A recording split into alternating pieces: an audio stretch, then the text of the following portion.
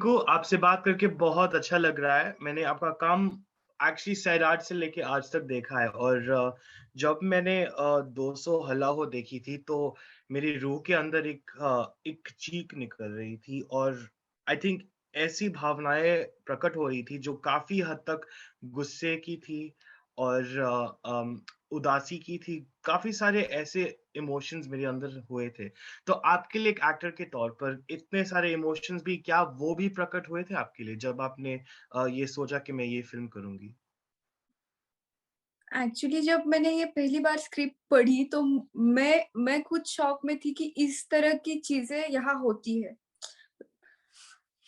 तो मुझे एक तो बहुत गुस्सा आया कि ये कहीं न कहीं बंद हो जाना चाहिए, कि ये जो होता है कास्टिज़्म हो या औरत हो लड़के हो, जो भी होता है।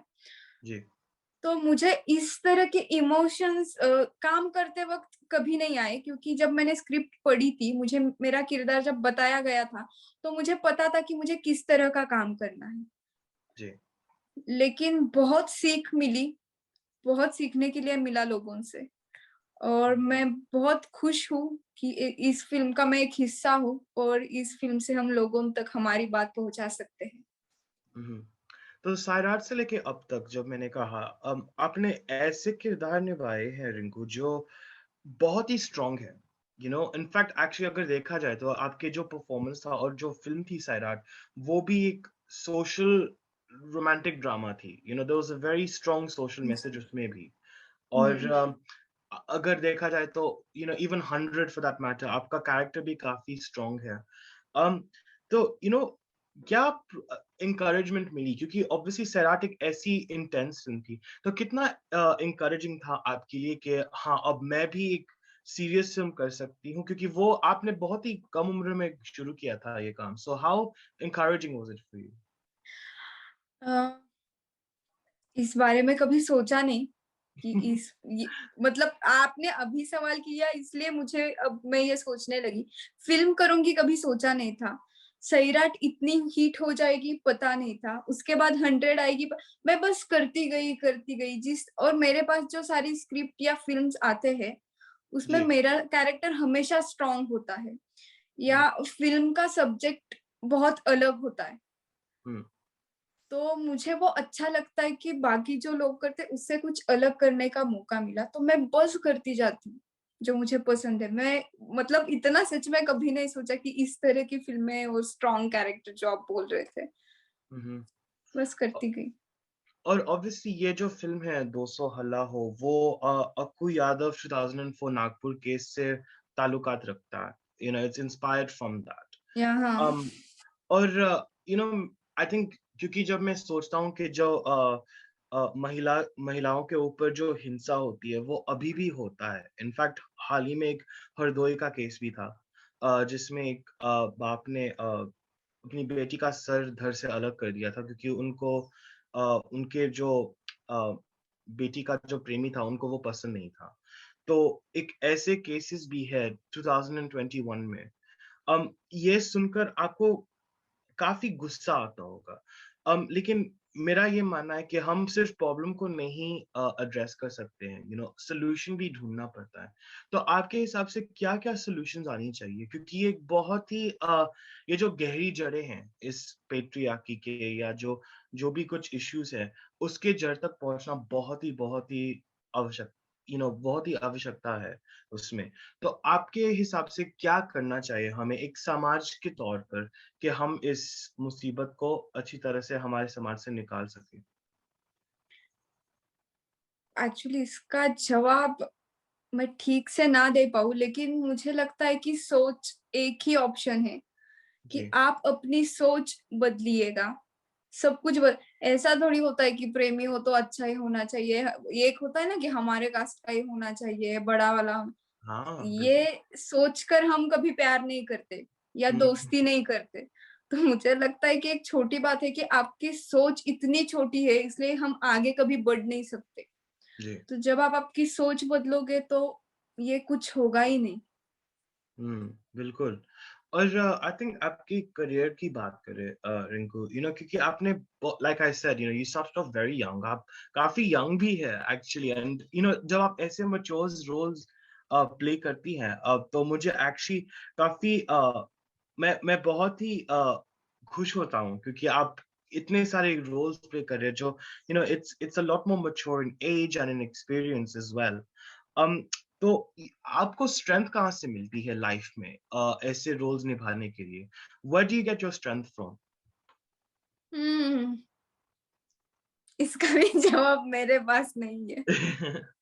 अच्छा, तो कोई भी आपको इंस्पायर करता है जिंदगी में, जो आपको रोज प्रेरणा मिलती है? बहुत अच्छे अच्छे लोग, रोज अलग लोगों से मिलती हूँ, उनसे कुछ सीखती हूँ और लगता है इस तरह काम करना चाहिए, ये करना चाहिए। लेकिन मुझे लगता है इंस्पायर हो या ये सब हो, सबसे ज्यादा जरूरी है कि सपोर्ट आपको ये सब करने के लिए। क्योंकि बहुत लोगों का कहना होता है घर से कि आप बहुत छोटे हो, इस तरह के काम मत करो, हम्म। आपके उम्र के काम, ये एक होता है। लेकिन मुझे मेरी फैमिली का बहुत सपोर्ट है, मैं जो भी करती हूँ, जिस तरीके से काम करती हूँ। और मेरा मानना ये है कि जो मेरी उम्र की लड़कियां हैं, यंग गर्ल, वो मतलब बहुत सुंदर, स्लिम फिगर, जीरो फिगर और हीरोइन टाइप के ही सब काम करते हैं। बिल्कुल। और लोगों को इस तरह काम करना पसंद नहीं है, उनको लगता है कि, मतलब मेरा मानना है कि नहीं, हमें इस उम्र में अच्छी फिल्में करनी है, अभी सीरियस सब्जेक्ट पर काम नहीं करना है। हाँ, तो सब लोग वही करेंगे तो ये कौन करेगा? very तो true। मुझे लगता है कि इस तरह काम करना और इस तरह लोगों के पास पहुंचना फिल्म के माध्यम से, ये हम्म। मुझे बहुत अच्छा लगता है। और सपोर्ट फैमिली का, इसलिए मुझे लगता है मैं आज आपके सामने भी बैठी हूँ, आज इस तरह की सारी मैंने कामें की है। नहीं, बहुत ही ज़रूरी होता है ऑनेस्टली रिंकू, एक्चुअली फैमिली का सपोर्ट होना, खासकर इस इंडस्ट्री में। और आपने जो जी बात कही है वो बहुत ही सही है। एक एक ऐसा एक प्रीकंसीव नोशन होता है, एक इमेज होती है कि कोई भी एक्टर अगर अच्छी इंग्लिश बोले या अच्छी तरह, मतलब स्टेरियोटाइपिकली सुंदर हो, तो वो आगे जा सकती है और टॉप हीरोइन बन सकती है। और मुझे ये बहुत खटकती है, क्योंकि आई थिंक ज़माना बदल चुका है। अब हम टैलेंट पे जजमेंट करते हैं, हम टैलेंट को ज़्यादा प्रशंसा देते हैं। और आपके हिसाब से ये काफ़ी अच्छा समय है ना आपके लिए एक्चुअली एक्टर होना, क्योंकि ओटीटी का जो बूम है वो अच्छी तरह से हो रहा है, और मराठी सिनेमा भी काफ़ी हद तक पॉपुलैरिटी गेन कर रही है, and thank ji God ji. It is. तो आपके लिए काफ़ी अच्छा, आप काफ़ी कॉन्फिडेंट महसूस करती होंगी ना अब to be an actor at this time? नहीं, मैं हमेशा नर्वस होती हूँ। जी, मैं आपके सामने भी अभी बैठी हूँ बात करने के लिए, थोड़ा डर या नर्वसनेस हमेशा रहता है, और लगता है कि नहीं, मैं ये सब पहली बार कर रही हूँ। जी। और ओटीटी का आप बोले तो मुझे लगता है ओटीटी एक बहुत अच्छा प्लेटफॉर्म है। और जो छोटे-छोटे गाँव होते हैं, मैंने अभी जो कहा ना, लड़के और लड़कियाँ जो लोग फ़र्क महसूस करवाते हैं, तो वहाँ कभी किसी को थिएटर नहीं जाने देते फ़िल्म देखने के लिए। उनका मानना होता है कि लड़के जा सकते हैं, मतलब लड़कियाँ, आप घर बैठो ना, आपका काम नहीं है फ़िल्में देखना, एन्जॉय करना, ये भी होता है। लेकिन ओटीटी की वजह से सब अपने फ़ोन पे घर बैठे हर जगह की, हर तरह की फ़िल्म देख सकते हैं। हुँ, हुँ। और हम भी फ़िल्म करते हैं ओटीटी पे, तो हम हर जगह जा सकते हैं लोगों के घर में फ़िल्म लेकर। तो ये मुझे लगता है कि एक बहुत ही अच्छा प्लेटफ़ॉर्म है। हुँ, क्योंकि आपने ये बात छेड़ी एक्चुअली, और मैं फ़िल्म के बारे में सोच रहा था, बिकॉज़ आई थिंक आपकी जो आशा कैरेक्टर है वो काफ़ी हद तक, आई मीन जस्ट जितना मैंने पढ़ा है केस के बारे में, वो काफ़ी हद तक रिज़ेम्बलेंस करता है उषा नारायण को, जो एक्चुअली काफ़ी एक very, she was a very key person in that case as well. तो आपके लिए तैयारी क्या-क्या थी फ़िल्म के लिए to play Asha as well? Uh तैयारी मैंने खुद के लिए कुछ खास नहीं की, क्योंकि आप फ़िल्म देखो तो उसमें आशा बहुत सुंदर या उसे बहुत मेकअप है, ग्लैम लुक, ये कुछ नहीं है। बहुत सिंपल सादी चौल में रहने वाली लड़की है। तो मुझे पता था कि आशा एक बहुत स्ट्रॉन्ग लड़की है, इंडिपेंडेंट लड़की है, और अन्याय के खिलाफ उसे झूठ बर्दाश्त नहीं होता, तो उसके खिलाफ लड़ती है। हुँ, और मेरा मानना एक है कि दूसरा ये है कि जो डायरेक्टर लिखते हैं, वो जो बताना चाहते हैं, वो हमारे माध्यम से बताना चाहते हैं। हम ये आपके सामने पेश करेंगे। हुँ, तो बस जैसे डायरेक्टर बताते गए कि आशा किस तरह की लड़की है, किस तरह बात कर सकती है, तो मैं बस वो फॉलो करती गई, जो हमारे डायरेक्टर है सार्थक सर बताते गए। इसलिए बहुत डिफिकल्ट या उसके लिए सर्च करना ये सब मैंने कभी नहीं किया। हुँ। और काफ़ी हद तक मैंने बहुत सारे ऐसे भी फ़िल्म्स देखे हैं जो यू नो वुमेन इश्यूज़ पर आधारित है। अगर आप जी। हाल ही लास्ट ईयर में देखो तो छपाक आई थी, थप्पड़ आए थे। तो बहुत सारी ऐसी फ़िल्में हैं जो अ, यू नो अन्याय या महिलाएँ के ऊपर जो हिंसा हो हुँ, रही है, हुँ। उसके ऊपर आधारित है। अम, तो हाउ मच आप क्या आप अब आपका फ़ोकस यही रहेगा कि आप इस तरह की फ़िल्में करना चाहेंगी या क्या फ़ोकस रहेगा आगे जाके आपके लिए एज़ एन एक्टर? मुझे एक ही तरह नहीं दिखना है। मुझे हर अलग-अलग किरदार करने हैं, अलग-अलग फ़िल्म करनी है, अलग-अलग लोगों के साथ काम करना है।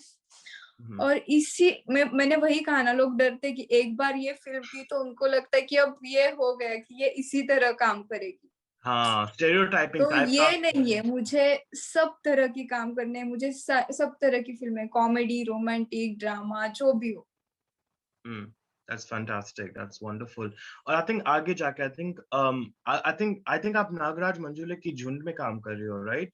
आई think ji. After post this so वो कितना अलग रहेगा आपका कैरेक्टर क्योंकि आप अमिताभ बच्चन जी के साथ इनफैक्ट आपने अमोल पालेकर जी के साथ बहुत अच्छा काम किया है, वो भी एक लेजेंड है और आप एक दूसरे लेजेंड के साथ काम करने जा रही है जो अमिताभ जी के साथ है। तो वो अनुभव कैसा रहा आपके लिए और वो आप कितना अलग रूप देखने को मिलेगा हमें आपका झुंड में। सच कहूँ तो झुंड के बारे में बोलने के लिए मुझे अभी सख्त मना कर दिया है माना क्योंकि गया है, कुछ हाँ। जी। अच्छा, कोई बात नहीं, चलो। But I think Amol Palekar ji के साथ काम करके एक लेजेंड के साथ काम करके क्या-क्या सीख मिला है आपको actually on a final note then? बता नहीं सकते हम क्या-क्या सीख मिली है, लेकिन जब हम देखते हैं सामने वाले को जिस तरह वो परफॉर्मेंस करता है, पॉज़ लेते हैं, डायलॉग्स डिलीवरी होती है, तो हम देखकर सीखते हैं। तो बहुत छोटी-छोटी उनका लुक होता है, तो ये बहुत सारी चीज़ें होती है, शायद हम ऐसे ही देखकर सीख जाते हैं। फैबुलस। वेल बस ऐसे ही सीखते रहिए और ऐसे ही बढ़िया काम करते रहिए। आई थिंक दोस्तों हल्ला हो एक ऐसा ही सामाजिक फ़िल्म है जो अ, काफ़ी हद तक मेरे ज़हन में रहेगा और मेरे जैसा मैंने बिगिनिंग में कहा कि मेरे अंदर बहुत से ऐसे भावनाएँ जागी है जो काफ़ी हद तक एक एक एक आक्रोश है, एक एक ऐसा मतलब एक एक जुनून है जो मुझे लगता है कि जो लोग मार्जिनलाइज्ड है, जिनको ज़्यादा भाव नहीं मिलता सोसाइटी में, उनके लिए आवाज़ उठाना और आई थिंक एक मर्द होके मुझे काफ़ी शर्म हुई थी एक्चुअली ये फ़िल्म देख के। I felt very angry because of जो मैंने देखा और the fact that it happened हमारी आँखों के सामने। I think it's heart-wrenching, but I think it's a wonderful film, and I think I have to congratulate you and Sarthak and the entire team of the film. So बधाई हो आपको और thank मैं आशा करता हूँ कि एक्चुअली ये film सबको ही पसंद आए और सब देखें बिकॉज़ बहुत ज़रूरी है ये फ़िल्म देखना। या वाह! Thank you. Lovely. Thank you Rinku. Wishing you all the very best. Thank you. Thank you so much. Thank you.